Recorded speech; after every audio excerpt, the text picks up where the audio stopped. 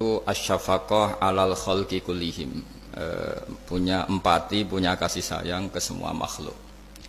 Bahwa takdir kita ada perbedaan itu ya wajar, tapi bahwa definisi itu nyata.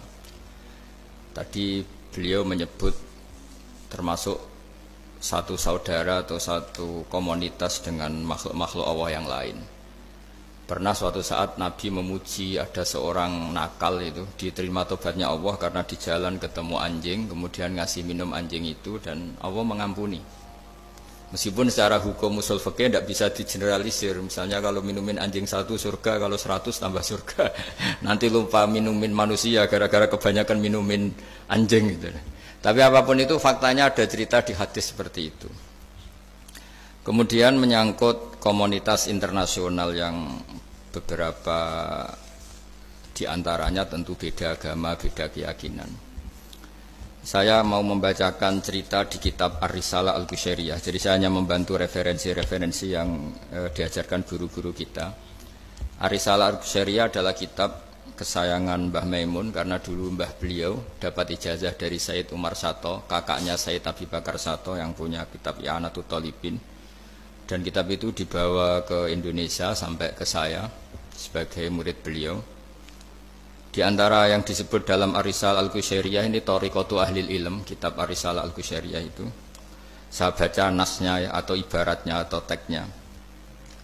Sami'tu ba'dal ulama yaqulu istadhafa majusiyun Ibrahim al-Khalil alaihi salam faqala bisyarti antuslima. Famarral majusiyu fa'awhallahu ta'ala ilaihi mundu khamsina sanatan nut'imuhu ala kufri falau nawaltahu lukmatan min ghairi antutalibahu bitahyiri dini. Famado Ibrahim alaihi salam ala athari hatta adrakahu wa atadhara ilaihi fasalahu anis sabab fadzakara lahu dzalik fa aslamal majusiyu. Jadi suatu saat Nabi Ibrahim itu kan terkenal Abu Duyuf, orang yang mesti menservis tamu-tamu itu. Kita tahu dulu itu tidak ada warung, tidak ada hotel, tidak ada, ya pokoknya tidak ada mall. Sehingga kalau orang pergi itu kelaparan betul. Itu. Buat orang kaya pun kelaparan karena melewati padang pasir itu. Kalau sekarang kan orang mau sowan kiai makan dulu. Karena takutnya di rumah kiai kan makan sungkan, jadi makan dulu nanti di kiainya tinggal pura-pura makan. Itu. Kalau dulu memang makan nih tamu itu wajib betul, kalau ndak ya kelaparan betul tamu itu. Sehingga cerita suatu saat di antara tamu itu berakidah, berfaham majusi atau beragama majusi lah gampangannya itu. Terus Nabi Ibrahim nggak mau, saya mau ngasih makan syaratnya Anda harus Islam gitu. Akhirnya orang ini putus asa kemudian meninggalkan Nabi Ibrahim. Saat itu, saat orang itu meninggalkan Nabi Ibrahim, Allah memberi wahyu ke Nabi Ibrahim. Orang itu umurnya 50 tahun dan dia hidup karena tak kasih makan. Terus kata Allah, mundu khamsina sanatan nut'imuhu ala kufri. Saya yang Tuhan saja ngasih makan dia 50 tahun tanpa syarat dia harus Islam. Kamu baru dimintai makan sehari mensyaratkan Islam. Walhasil terus Nabi Ibrahim ngejar orang Majusi itu terus monggo-monggo makan di rumah saya. Singkat cerita terus orang Majusi itu tanya, "Kenapa Anda berubah pikiran?" Terus Nabi Ibrahim cerita bahwa beliau ditegur Allah kemudian harus melakukan itu. Jadi cerita-cerita seperti itu banyak. Dulu kita dengar para kiai sering cerita ketika seorang Yahudi rumahnya diusir Amr bin As untuk pembangunan masjid. Ketika lapor ke Sayyidina Umar, masjid itu yang mengambil tanahnya orang Yahudi harus dikembalikan ke orang Yahudi. Dulu guru-guru kita juga sering cerita Sayyidina Ali itu pedangnya dicuri sama orang Yahudi. Ketika ketemu di pasar atau di jalan, kemudian Sayyidina Ali yakin itu pedangnya, dilaporkan ke Qadhi Syurah. Setelah itu Sayyidina Ali diminta, buktinya apa? Saksinya siapa? Kalau itu pedang Anda, saksinya Hasan dan Husain. Tapi kata hakim, Sayyid Hasan Husain itu keluarga Anda, tidak sah jadi saksi. Zaman itu Sayyidina Ali masih berargumentasi, waqad qala Rasulullah sallallahu alaihi wasallam Hasanun wa Husainun sayyida syababi ahli jannah. Tapi kata Imam Surah tetap standar saksi itu tidak boleh dari keluarga. Singkat cerita, qadhinya itu pakai standar hukum usul fikih, al-qaulu qaulu sahibil yad. Yang dibenarkan adalah yang sekarang megang barang itu. Ketika enggak ada saksi, al-musaddaq yang dibenarkan al-qaulu qaulu sahibil yad, yang dibenarkan ya yang megang barang itu. Singkat cerita dimenangkan oleh orang Yahudi tadi. Setelah dimenangkan Sayyidina Ali agak kecewa, masa seorang Amirul Mukminin sidang di pengadilan negeri kalah. Tapi orang Yahudi tadi akhirnya insaf, sadar sampai masuk Islam, sampai beliau ngendikan bihada taqumus sama wal ard, karena ini langit dan bumi berdiri karena keadilan itu. Jadi ini cerita-cerita referensi yang bisa menolong teman-teman siapapun berkomunitas internasional.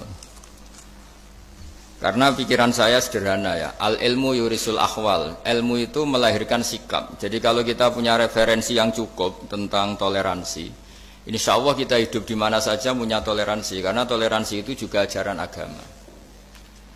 Di antara yang diceritakan para guru-guru kita adalah ketika Nabi mau dibunuh oleh orang namanya Daksur atau Duksur, siapa enggak tahu KTP-nya saya. Kiai-kiai kalau baca Daksur. Ketika beliau sedang santai di satu tempat, tahu-tahu ada orang yang mengambil pedangnya kemudian bilang, "Mayyamna'uka minni ya Muhammad. Sekarang Anda sama saya berdua, siapa yang bisa menghalangi kamu?"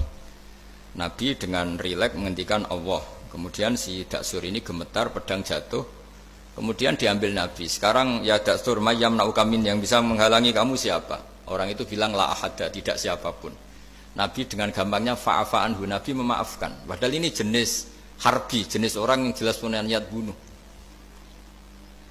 Terus artinya kita-kita yang ngaji di pesantren, saya ngaji di Mbah Maimun, punya Bapak Kiai Nur Salim, semuanya ngajarkan bahwa di mana-mana perang kekerasan itu ya karena kita diperangin. Udina lilladzina yuqatalun, karena kita diperangi kita boleh perang.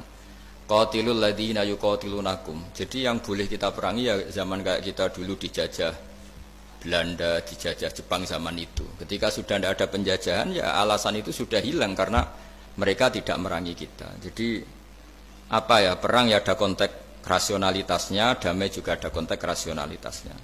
Tapi karena kita punya tradisi referensi, teman-teman yang di Jerman tak bantu, tadi ada kitab Arisalah Al-Qushairiyah, terus ada beberapa cerita-cerita tadi kayak Daksur. Kalau ayatnya jelas ya, jelas qatilul ladzina yuqatilunakum wa in janahu lisalmi fajnah laha wa tawakkal 'ala Allah. Bahkan seperti yang diceritakan Profesor Quraisy tadi, yang sedang kita benci pun bisa saja suatu saat teman. Dalam surat Mumtahanah itu atau Mumtahinah ada ayat asawwau ayyaj'ala bainakum wa bainal ladzina ataitum minhum mawaddah. Bisa saja orang yang sekarang kamu benci suatu saat kamu cintai. Wallahu qadir, itu Allah Maha Kuasa. Dan tadi saya menambahkan yang dikatakan Profesor Quraisy tentang belajar. Dulu Nabi itu enggak puasa Asyura. Tapi ketika datang ke Medina, orang-orang Yahudi itu puasa Asyura. Coba tanyakan ke mereka, kenapa puasa tanggal 10? Terus mereka menjawab, yaumun najawwahu fi Musa, itu hari yang Allah menyelamatkan Nabi Musa. Terus fa'amara bisyami, kemudian Nabi menyuruh sahabat puasa. Artinya dulu itu segampang itu hidup, itu sesuatu yang baik apa, ya sudah ditiru. Meskipun kita tahu Nabi itu tentu mustaqil bil istihad, Nabi itu orang yang mandiri. Tapi memberi percontohan kita betapa gampangnya kita seperti itu. Dulu ada seorang Yahudiyah meminta sama Sayyidah Aisyah dan dikasih. Ketika dikasih, dia mendoakan semoga kamu Aisyah selamat dari siksa kubur. Zaman itu Sayyidah Aisyah itu belum tahu tentang siksa kubur, sehingga beliau engkar, enggak percaya. Tapi setelah Rasulullah datang dan diceritanin Nabi, oh iya siksa kubur itu ada. Dan semenjak itu Nabi selalu isti'adah, minta perlindungan dari siksa kubur. Jadi dulu di komunitas-komunitas beda agama sesuatu yang benar ya dibenarkan. Makanya kaidah umum dalam interaksi antar agama itu la tusaddiquhum wa la tukadzibuhum, ya kamu jangan bilang iya, jangan-jangan enggak, ya jangan bilang tidak, jangan-jangan iya. Jadi aturan ilmunya jelas la tusaddiquhum wa la tukadzibuhum. Ya artinya sesuai referensi ilmu lah kira-kira begitu. Terus yang terakhir, ini saya mohon maaf sama komunitas di Jerman karena saya ini pura-puranya aja sibuk. Karena saya kira ini seberapa jam lagi saya ngajar ini. Nanti kalau saya tidak ngajar di sini yang ngundang agak-agak dosa. Jadi supaya sama-sama tidak dosa, ini saya ya nuruti jenengan. Tapi ya karena saya ngajar ini juga yang datang orang macam-macam. Ada yang Kalimantan, Sumatera mau ngaji di sini. Ini seberapa jam lagi saya ngaji Sahih Muslim. Yang terakhir ini di halaman Kitabu Adabil Ulfa wal Ukhuwah halaman 285 dalam Ihya juz 2. Jadi kitab saya juz 2. Mungkin kalau beda cetakan yang jelas ikut Kitabu Adabil Ulfa wal Ukhuwah. Di sini diterangkan oleh Imam Ghazali dengan beberapa riwayat yang disebut al-jiranu salasatun. Bertetangga itu ada 3. Jarun lahu hakun wahid, ada tetangga yang punya hanya 1 hak. Wa jarun lahu haqqani wa jarun lahu salah satu hukukin. Terus beliau cerita yang punya 3 hak itu ya tetangga, ya seagama, ya masih ada hubungan kerabat. Yang punya 2 hak ya tetangga, ya seagama. Terus wa amal ladzi lahu haqqun wahid fal jarul musyrik. Yang punya hak 1 itu tetangga yang beda agama. Jadi intinya tetap dikasih hak meskipun beda agama. Sampai diantaranya disebutkan juga di halaman 287. Imam Ghazali ngendikan, beliau berfatwa dan beliau bercerita, rawahu Umar bin Syu'aib an Nabi an Jaddih anin Nabi. Terus qala Mujahid kuntu inda Abdullah bin Umar wa ghulamun lahu yaslahu syatan faqala ya ghulam idza salakhta fabda bijarinal Yahudi. Abdullah bin Umar itu sedang memasak kambing, atau itu pembantunya ini sedang nguliti kambing. Itu pesannya Abdullah bin Umar, ya ghulam idza salakhta fabda bijarinal Yahudi. Nanti jangan lupa tetangga kita yang Yahudi. Ini di Ihya halaman 287. Hanya cerita kebaikan. Jadi cerita-cerita perang itu ya karena kita diperangin, tapi ya kalau kita dibaikin ya baik, itu ajaran Islam. Hatta qala dzalika miraron. Faqala lahu lima taqulu hadza. Ini pembantunya juga enggak langsung menerima. Kenapa saking enggak mau nerimanya diulang-ulang lagi oleh Abdullah bin Umar. Faqala inna Rasulullah sallallahu alaihi wasallam lam yazal yusina bil jar hatta khashina annahu sayuwarrithu. Kenapa engkau melakukan itu ya Abdullah bin Umar? Terus beliau menjawab, Rasulullah itu selalu berpesan untuk berbuat baik sama tetangga. Tadi kita tahu kalau tetangga punya 3 hak, berarti seagama, ada hubungan kerabat, hakul jar, berarti 3. Ada yang seagama dan tidak punya hubungan kerabat, berarti punya 2 hak, yaitu satu agama dan kerabat. Ada yang punya 1 hak saja, ya tidak keluarga, tidak seagama, tapi karena tetangga itu juga tetap punya hak. Dan itu pun masuk kategori lam yazal yusina biljar, termasuk orang-orang yang harus kita baikin. Ya kalau di Qurannya kayak tadi ya, qatilul ladzina yuqatilunakum, boleh merangi ya yang merangi kita. Udzina lil ladzina yuqatalun, diberi hak merangi ya sama yang merangi kita, bukan yang tidak merangi kita. Terus waqala Hisham, Kanal Hasanul la yara ba'san antut imal jarul Yahudiyya wan Nasraniyya min udkhiyatik. Bahkan sebagian ulama di sini disebut Hasan Basri berpendapat kalau berkorban, kalau punya tetangga Yahudi yang butuh enggak apa-apa dikasih dagingnya. Ini di halaman Ihya 287 juz 2. Jadi dari cerita-cerita itu dan referensi-referensi itu, teman-teman di Jerman enggak usah khawatir lah kalau kiai-kiai kayak kita itu berfatwa enggak boleh berkomunitas internasional nanti takut begini ndak lah. Kita bacanya ya sama seperti yang dibaca Profesor Kures, sama yang dibaca guru-guru kita. Jadi itu kalau boleh dikatakan sumbangan saya lah, bahwa di kita di pesantren itu ajaran-ajarannya juga seperti itu. Dan tadi beberapa kita saya sebutkan halamannya supaya bisa dicari, supaya tidak kelihatan hoax, juga tidak bikinan saya gitu, supaya jelas itu. Dan saya mohon maaf karena nggak bisa ngikuti sampai selesai, tapi saya ngapresiasi, semoga jadi syawal yang baik. Minal aidin wal faizin.